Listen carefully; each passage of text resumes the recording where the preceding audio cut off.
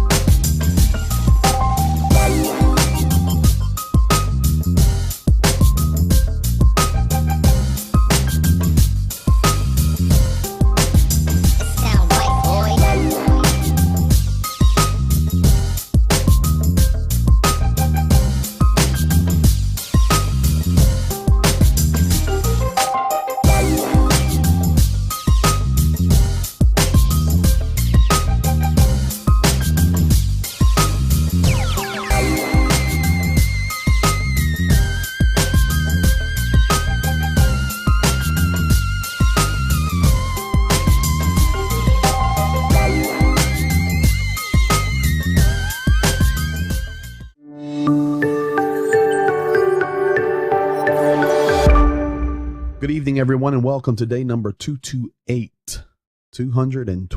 It is October the 9th, 2022. It's 9 o'clock here on the East Coast of the United States, 6 o'clock in California, 4 a.m. out in Ukraine.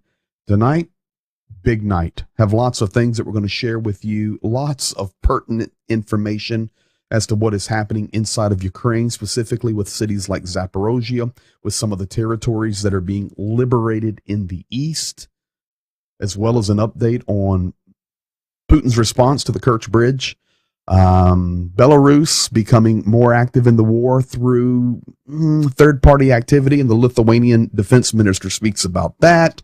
We're going to look at all of that, but before we get going, I want to say thank you. Thank you for being here tonight. Thank you for all that you do. In fact, this is a great community with our church being the host nonprofit that puts all of this together and all the administration there. Then all of you guys donating, buying products, giving finances and giving money. It's amazing. And tonight you're going to get a reward for that, because I'm going to show you tonight a little bit later some video from Kraken. Kraken is the unit there based in Kharkiv. Virginia and I were embedded with them as well. We were able to get in behind with those guys. We had meals with them. We spent time with them. And today, over the last 24 hours, they have been releasing captive territories in the east. And we have some video from that. And what's special about this, I on purpose did not translate this. I want you to feel the emotion of what these guys are doing, but also the joy of this community and the beauty of this community is you see your gifts in action. You know, we've been here 228 days. Well, tonight, when I show you Kraken, you're actually going to see the gloves that you guys have purchased. So once again, thank you for being here. Thank you to our moderators, our moderator, Jeffrey Burnett. We are growing. We're getting bigger. I am going to add a couple more moderators to help Jeffrey, but they're going to be a little bit close guys to me. I'm going to put my daughter on here out of Mexico. She's on the West Coast time. And I have a cousin I'm going to add as a moderator. He actually has spent much time, not now, but prior, working for Facebook and video analytics and video reviews and all of those things as an employee for Facebook. So he's going to be a big help also. So we're getting better, we're getting bigger, and we want to make everything a better environment for all of you. So Jeffrey, thank you. And you guys are awesome. Tonight, also, we're going to hear from Zhenya. Got some updates from him. But most importantly tonight, I am pumped up because you guys are going to hear from Oleg Zhdanov. You may not know who he is, but he's the #1 military analyst and strategist for Ukraine. He's going to give some insight tonight on how this war may end. He is the #1 Ukrainian military strategist, and he puts out his stuff, of course, either in Russian or in Ukrainian. But tonight, we've got about 5 minutes of that translated, and it's going to be well worth your listen. Just brilliant insight, very articulate, and a brilliant, brilliant man. So looking forward to it. Thank you all. So let's get started tonight. First thing we'll begin with is an update on the Kirch Bridge. I can tell you tonight that repairs are underway For the train cars, it's happening right this minute. It's going 24/7. The burn-up train cars are being removed. The train tracks are being repaired. And of course, Vladimir Putin is trying to get that egg off of his face as quickly as possible. But the way that he is doing it is by blaming the rest of the world. Yes, today, Vladimir Putin, sulking, made a little statement about the Kirch Bridge. I've got it, and it's translated. I think we'll start right there. I'll show you that first. Здесь, как вы только что доложили, сомнений нет. Это теракт, направленный на разрушение критически важной гражданской инфраструктуры Российской Федерации. Совершенно верно. И авторы, исполнители, заказчики спецслужбы Украины. Спецслужбы Украины и граждане России из зарубежных государств, которые помогали им в подготовке этого теракта. Спасибо. Well, that's not the most joyous response there. You can see him having a chat with that gentleman, and I saw a little bit of sulking and sadness, and the final words he said, were just, thank you. They got us. So you can see it's not good, and you'll hear more about that from Zhdanov in just a few moments. Now, I also want to share with you tonight that Belarus is continuing to be active in this war. We've been saying it. You've been seeing it. You've been watching it. We know it's coming. Today, Arvydas Anasauskas tweeted out and stated that instead of a tactical nuclear weapon, Lukashenko is being activated. Yesterday, Belarus officially accused Ukraine of preparing an attack against it. The goal is to withdraw as many Ukrainian forces as possible from the front to the border with Belarus. And of course, you can see the date on that today, October the 9th, 9 a.m. We've talked about this, we've seen it, but it's being more and more and more stated, not only from ourselves and military people that are watching there in Ukraine, but other nations as well. It's very obvious what is happening with Belarus, and they are being used as a pawn in this game. Everything right now is trying to stabilize the Russian forces, which honestly are being devastated. Ukraine is absolutely winning this war, but we shall see what unfolds from there.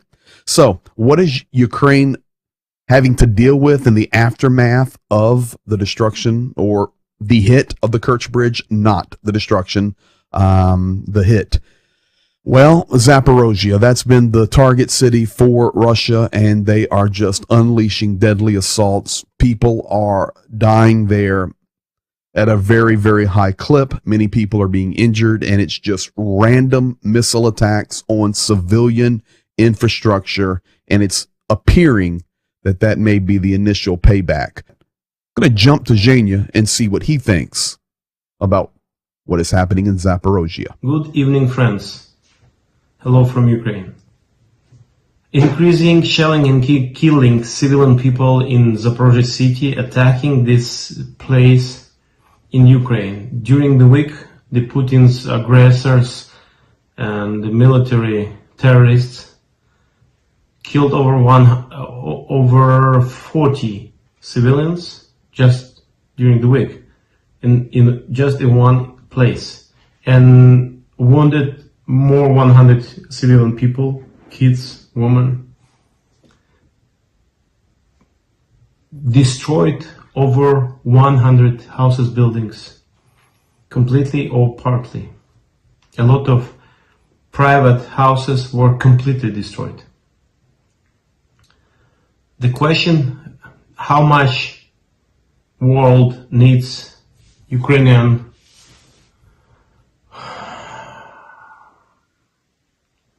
people who are sacrificing their life, and with hope for the world would help, would hear and would get clear picture and figure out who is the right in this war.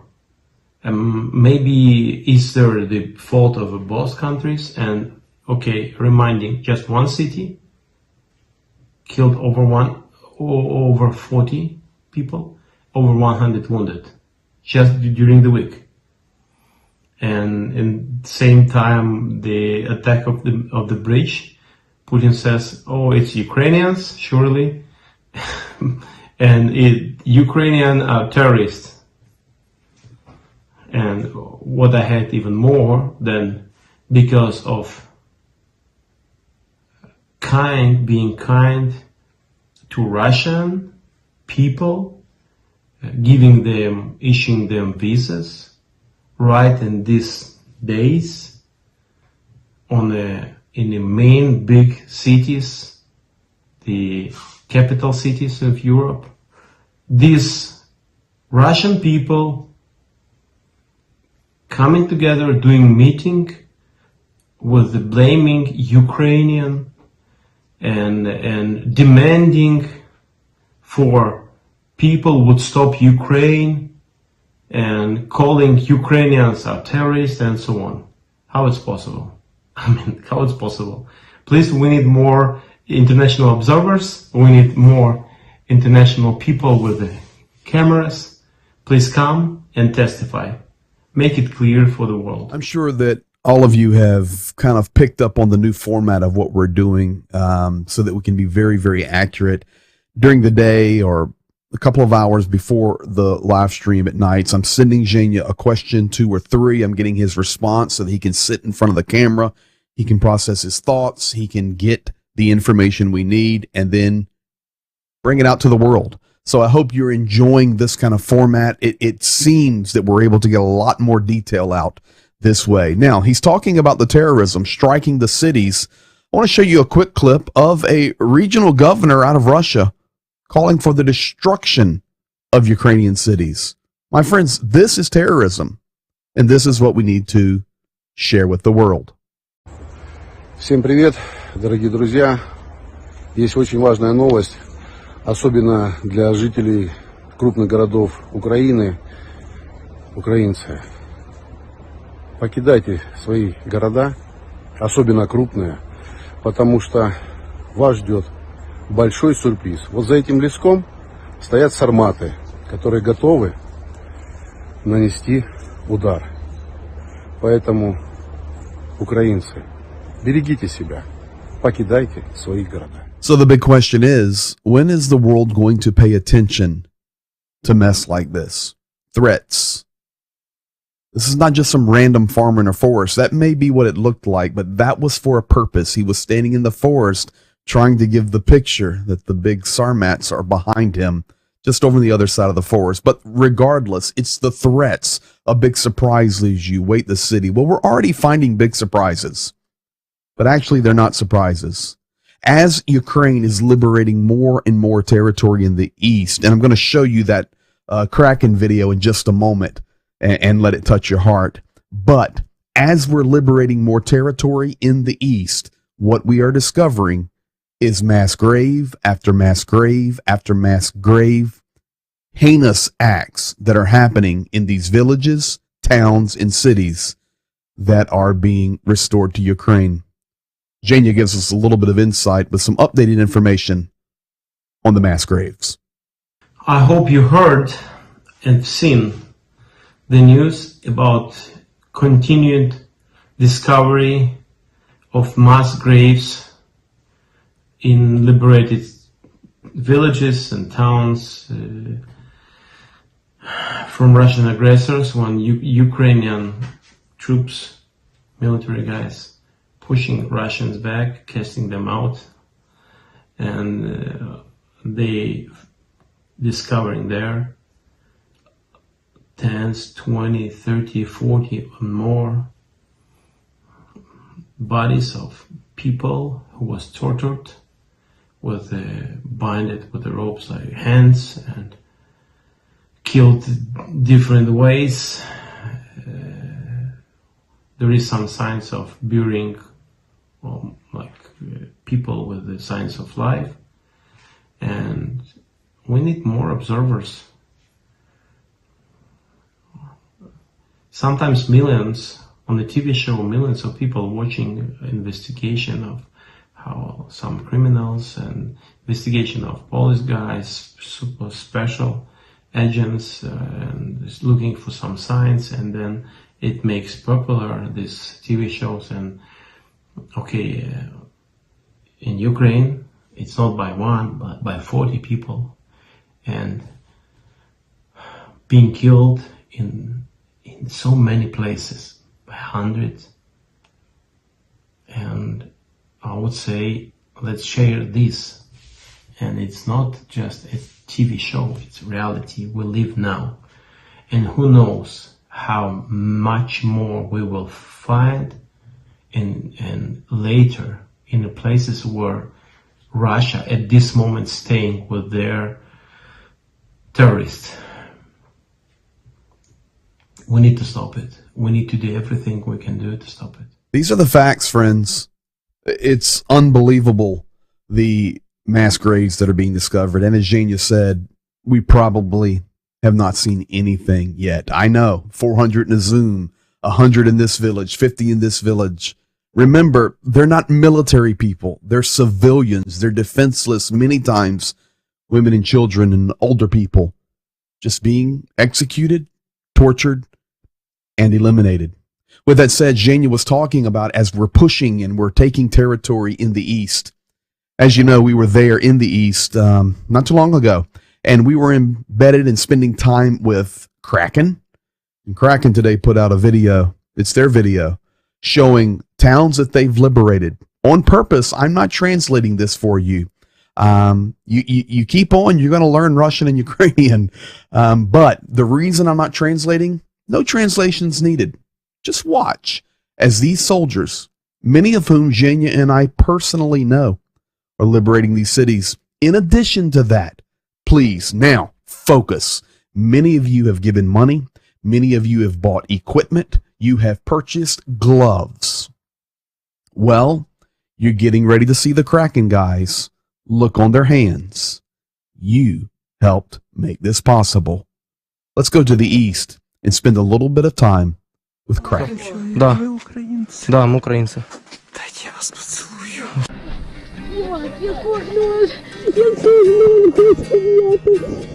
так чекали, ми вас так чекали. Все буде хорошо, не переживайте. Уже... Все, спасибо. Я не хочу. У нас еще куча работы. Все, не плачьте, все будет хорошо. Ну возьмите, купите. Все, нам некогда, честно, много работы. Хорошо, все будет хорошо. Да, нам скучно, не бросать, а на пиксует. Все, никто никого не будет бросать, не переживай. Що там бахкало? З капустою беріть. Спасибо большое. Пока ви это... Ребята, какие вы умные. З капустою беріть. Как мы вас ждали, ребята. Пока ви это... Беріть з капустою.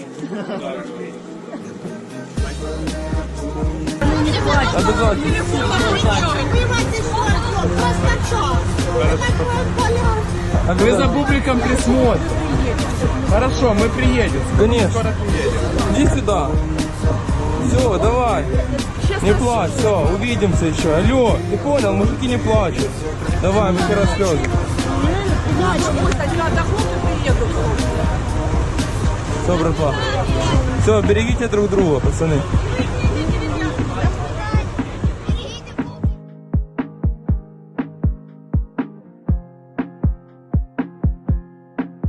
Wow, what a powerful couple of minutes there watching Kraken at work.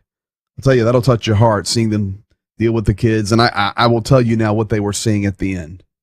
When they were shaking all of the kids' hands, and the people were standing there telling them goodbye, they were saying, "Do not cry. Do not cry. We will be back." Powerful. The other thing that makes you feel really good, we bought those gloves. We're crushing it, guys. We're doing a great job. Thank you, thank you, thank you. Wow. That one messes me up a little bit, and I've watched it 25 times today. Now, with that said, it's time for what I think you're really going to enjoy tonight. Got a great translation for you from Zhdanov, the military strategist and analyst for Ukraine. This guy is going to lay the truth out there. So, as we're closing out our video tonight and our update for tonight, the question is this: how is the war going to end? When is the war going to end? Instead of listening to my thoughts and opinions or Zhenya's, let's even take it up 100 notches. time to listen to Zhdanov. Maybe you've never heard of him, you've never seen him, but tonight you will. And hopefully we'll get some more information from him in the days to come. Here you go. When is the war going to end? Let's see what Mr. Zhdanov says. Да, вы абсолютно правы. Путин никогда не признает поражение, и Путин будет упираться до самого конца. Вопрос, кто этот конец обеспечит. Я так думаю, что в конечном итоге этот конец обеспечат либо бунты мобилизованных, которые начнутся в ближайшее время, потому как условия содержания тех, кого отмобилизовали, они крайне плохие. Это раз. И второе, когда пойдут первые убитые, а они уже начали поступать, когда это число будет увеличиваться, то следующие партии мобилизованных будут категорически отказываться ехать в район боевых действий, то есть в Украину. Вот. И вот тогда, да, эта ситуация может перейти в состояние бунта. Вот. А это может быть сигналом для элит, что с Путиным дальше каши не сваришь. Хотя сегодня вот даже такие удары по скрепам, как Крымский мост, да, который они обещали защитить всеми силами, которым гордился Путин, вот что ему сейчас говорить элитам? Вот что сейчас Путин выйдет, соберет совещание и ему скажут, как же так? Как же так? Где же супервооружение? Где ПВО? Где ФСБ, чтобы там не допустить диверсантов? Почему взорвался? Вот ответьте вопрос. Самый сложный вопрос в мире. Да? Почему? И Путину нечего говорить. А это значит, что вождь, как Маугли говорил, Шерхан, да, Акела промахнулся. С Крымским мостом у Путина Акела промахнулся. И вот такие вот ситуации, они доведут до того, что плюс разгром российских войск на поле боя, а имеется в виду контрнаступление вооруженных сил Украины, оно сподвигнет элиту. В любом случае это будет делать элита, это не будет штурм Зимнего дворца, как в 2017 году, это будет элита. Единственное, что когда та часть элиты, которая захочет сместить Путина, почувствует, что есть опора на что опираться, это либо восставшие мобилизованные, либо сговор в силовых структурах, неважно в каких. В Генштабе это может быть за то, что там генералов сейчас снимают, сажают под арест. Я вам вчера зачитывал справку, сколько высших офицеров, генерал-лейтенанты, генерал-майоры уже пострадали от репрессий. Кто-то арестован, кто-то под домашним арестом, кто-то снят с должности и карьере его все, точка. А как генералу жить, если его уволили, войска нет, воровать больше нечем, кто дачу генералу будет достраивать? Сам что ли? Или деньги тратить, нанимать? Нет, этого... Вот они, да, если они договорятся, то да, будет дворцовый переворот. Вот это может быть, кстати, в этом случае война закончится сразу после, я так думаю, в ближайшее время, точнее, это мое субъективное мнение, в ближайшее время после свержения Путина или отстранения Путина от власти. Новая элита захочет переговоров с Западом. Условия переговоров будет вывод российских войск с территории Украины в границах 1991 года. Вот вам вариант окончания войны. Второй вариант, худший для нас, но все равно приемлемый, это освобождение наших территорий вооруженным путем, выход на границы 1991 года, а дальше артиллерийская дуэль. С требованием, допустим, к Организации Объединенных Наций мы будем требовать от ООН поставить миротворцев прямо по границе. Как это, допустим, сделано на Северном Кипре. Да? Там войска ООН проводят миротворческую операцию по разделению противоборствующих сторон. На границе Северного Кипра и основного Кипра стоит солдат под флагом ООН в голубой каске. Вот. Так называют войска миротворцев, не подумайте ничего плохого, их называют голубые каски, потому что действительно каски окрашены в голубой цвет и на них нанесен... Вот это вариант, конечно же, худший. Тогда мы тогда будем находиться примерно в таком же статусе, как сейчас Израиль, то есть у нас граница станет линией фронта на долгие годы, пока будет править Путин и его клика в Российской Федерации. Вести с Путиным переговоры мы не будем, мы об этом уже сказали официально. Это, кстати, тоже еще одна скрепа, разрушенная нами, и это сигнал элитам Российской Федерации, что хотите переговоров? Пожалуйста, меняйте вождя, меняйте политическую элиту у власти, и мы готовы к переговорам, выводите войска, и мы готовы к переговорному процессу. Вот такие варианты, два варианта я вам нарисовал. Между ними может быть куча комбинированных вариантов, но два основных. Лучший — это дворцовый переворот, и более сложный, более длительный вариант, но для нас тоже приемлемый, это военный разгром российских войск на территории Украины. That is some pretty high level analysis, and that's from a guy who knows what he's talking about. Very interesting things that he laid out there. His references even to, the comparison to Israel, the need for the borders. If we go to that level without Putin leaving, the UN peacekeepers, a coup, all the things. You read it, you saw it. If you were unable to keep up with the subtitles, of course, you can go back and watch again and get the full understanding of what he said. It was really good. It's accurate, and it's from today. So that's where we're at, folks. You are fully updated as of now on this Sunday evening.